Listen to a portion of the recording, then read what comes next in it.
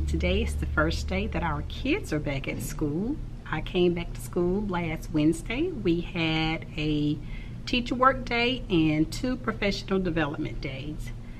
So it is about 1:45 and my kiddos are at PE, and today I'm struggling to get in all that I need to get in. The kids are not sleeping like I thought they would be. They're very bright and alert. They are a little chatty. I knew they would be. If you saw my video that I posted last Friday, I gave you 7 tips, 7 things to consider doing after winter break. If you have not seen it, I will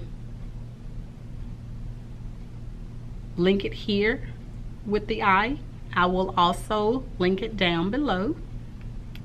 Just some things to consider doing. If you came back last week, hopefully you saw the video and considered doing some of those things last week. If not, watch it and consider doing some of those things this week. So today when the kids came in, they did their bell ringer. They had 2 sentences that they had to correct. They had 1 sentence where they had to choose the correct word to complete the sentence. And they had about, I want to say about 6 or 7 math problems because I added some to it. It only had 2 and I added probably another 4 or 5 problems to it. So yeah, I think I probably added about 5. It probably had 2 and I added another 5 to it. So they came in and did that this morning. I did get a chance to do Wonders. I just kind of introduced it. We are piloting iReady starting this semester, so I'm having to fit in Wonders, iReady, and we also are trying to implement Sattler vocabulary. I may have mentioned that to you after last professional development. So yeah, so I'm kind of struggling to get everything that I need to get in done. I don't have to do all 3 every day, just as long as I try and get some of them in, get a little of it in each week. I'm starting to like iReady. It's new to me. So leave me a comment down below if you use iReady and give me some ideas or suggestions. But we also did, I also got the kids on the computer doing their online instructional lessons for math. I didn't get a chance to do reading because I was trying to get too much in. So I think that went very well. I gave them about 10 to 12 minutes on the computer today. Tomorrow I'm going to try and get them on reading for about 20 minutes. They're at PE right now. When they come in, I have several things that I need to do with them. One thing being, I had about 5 students that were absent the week we got out for winter break, and I did a snowman glyph for the bulletin board, so I still need to do about 5, and I'm going to show you what it looks like. So this is the legend. So if you're a boy, you cut out that hat and you can color that color as well. If you're a girl, you do that one with the little ball on the end. If you like warm weather, your scarf is colored red. If you like cold weather, then your scarf is blue. You're going to use the buttons depending on your age. So if you're 6, you need 6 buttons. If you're 7, you need 7 buttons, and you get that. You get the point. If you like hot cocoa, then your eyes are green. If you don't like hot cocoa, then your eyes are blue. So after I get these 5 up, then we're going to go in the hall and sit down and we're going to glean all the data that we can from it. We should be able to tell how many boys are in the class, how many girls in the class, how many more students are 7 than 6, how many students like hot chocolate, how many students don't like hot chocolate. So we'll be able to glean a lot of data from that bulletin board after we get those last few up that I don't have up. So we're going to work on that when they get back in, and this is what the snowman looks like. that's what it looks like. And here are, let's see, here are the pieces. And I did get it off of Teachers Pay Teachers, and look like it's Andrea Mason. And if I can remember, and most of the time I don't, so forgive me, I will link it down below. But her name is Andrea Mason, and it says 2012. So I'll find that and link it down below. And if I don't, please forgive me. Let me ask for forgiveness already.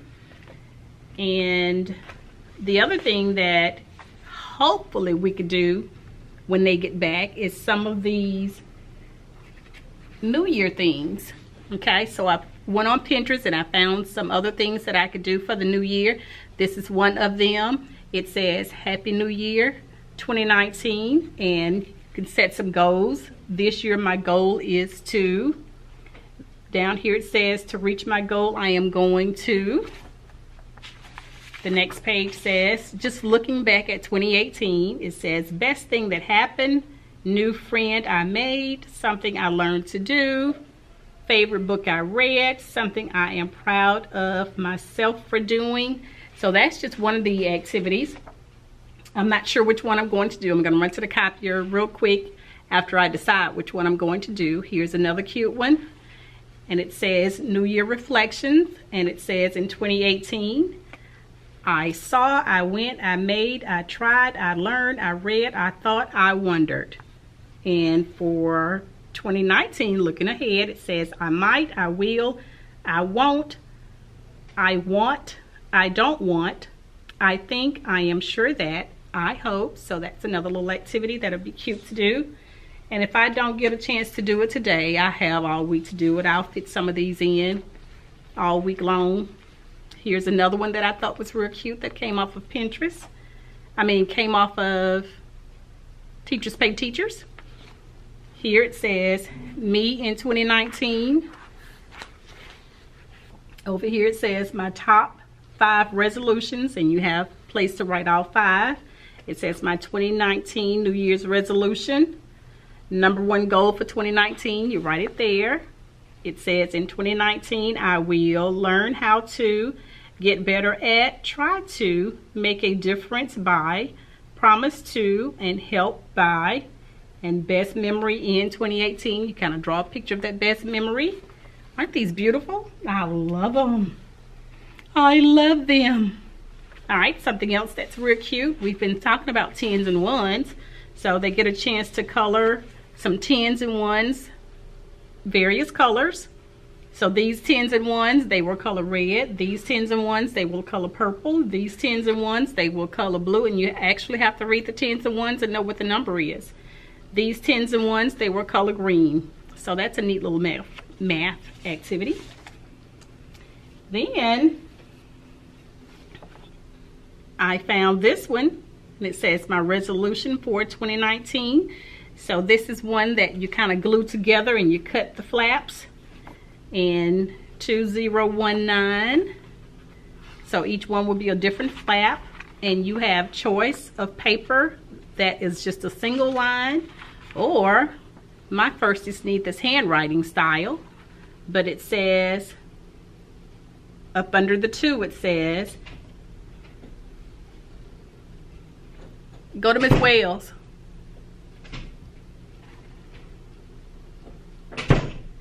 It says a goal I love, and it says I will try hard to, or I will try harder to.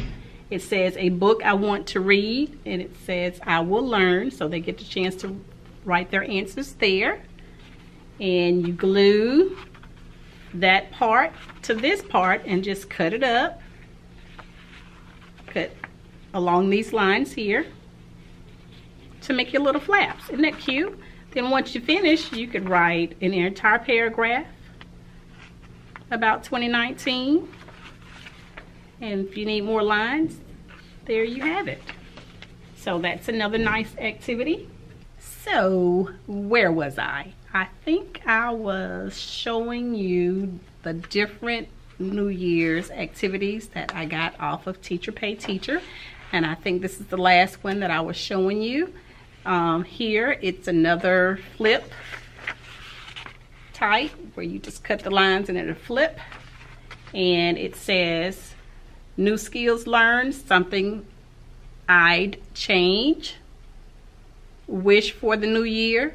And the last one says, things to be thankful for. So they would write it on here, fold it, and lift each flap to read those different responses. So that is one. This is another cute one. It's also flip 2019, and you can have them write different things after they flip it up. The suggestion is that they write 4 goals that they want to achieve the new year. And finally, this is just a New Year's hat where they color and cut out. And here's the straps to make, or the band that you would do on some cardstock or some more sturdier type paper, even a sentence strip.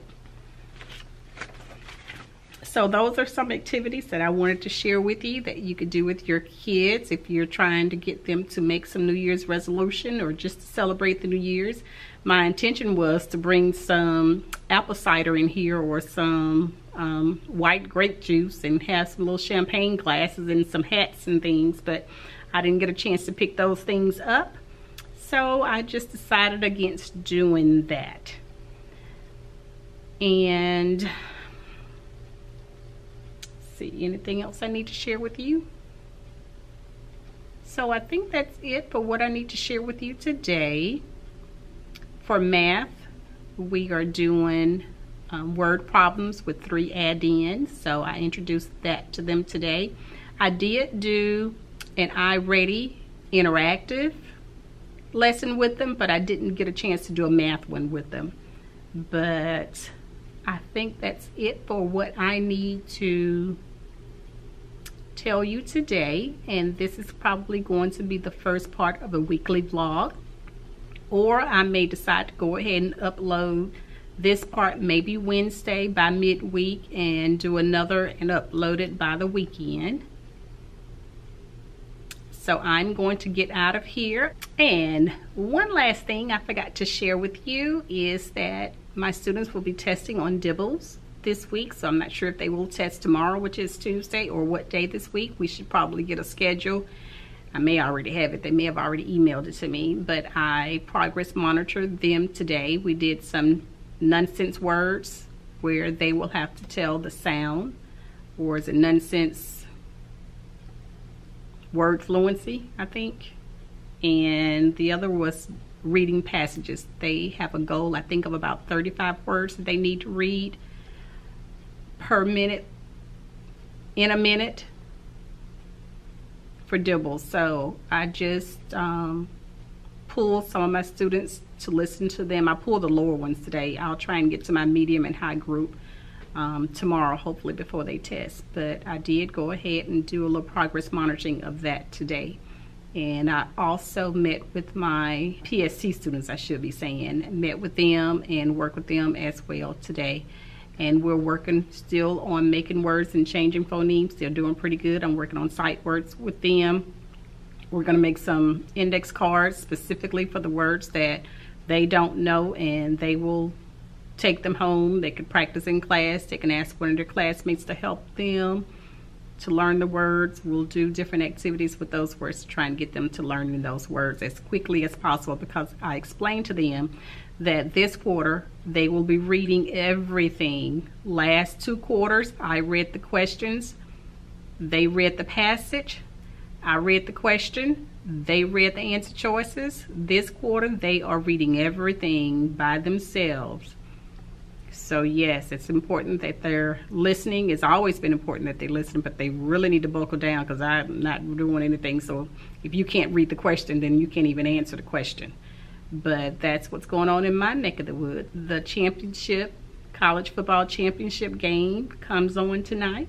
So you know I'm rooting for Alabama. But anyway, they're playing Clemson. Of course, I'm going to be cheering for them. I want them to win the national championship again. If you have not liked, shared, subscribed, click your notification bell, please do so. Infinity hugs and kisses. Bye-bye.